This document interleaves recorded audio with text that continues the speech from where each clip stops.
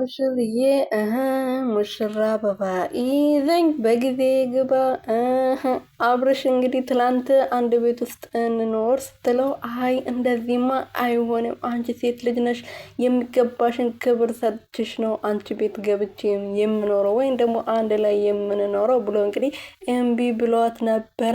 እና አንድ ቤት ውስጥ መኖራችን ካልቀረ በቬሎ እዤሽ ወደ ቤት ብንገባ ይሻላል፣ ለክብርሽም ይመጥንሻል በማለት እንግዲህ እንደዚህ ቬሎ ለብሶ እሱም ልብስ ሱፉን ገጭ አድርጎበት እንግዲህ እንደዚህ መጥተዋል ማለት ነው። ሩትዬ የት ነሽ የሚል ዘፈን ጋብዝሽ ማለት ነው። ሰላም ሰላም ቤተሰብ እንዴት ናችሁልኝ? እኔ ያለው ፈጣሪ ተመሰግነው። በያላችሁበት ሰላማችሁ ብዝት ትርፍርፍ ይበልልኝ። እኔ ውድና ወርቅ የሆናችሁ ቤተሰቦች ሄርሜላና አብርሽ እንግዲህ ዛሬ ደግሞ እንደዚህ ፈሽ ብሎ መጥተዋል ማለት ነው።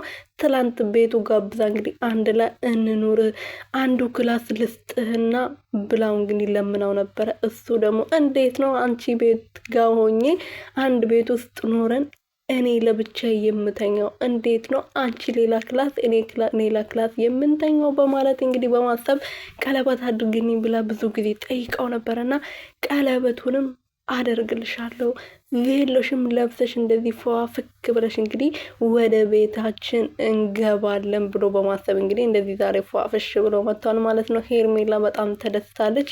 ብዙ ነገሮችን እሱን ለማግኘት ብዙ ነገር ስታደርግ ነበረ፣ ብዙ ጉድጓዶችን ስትቆፍር ነበረ እና ተሳክቶላታል በመጨረሻ ማለት ነው።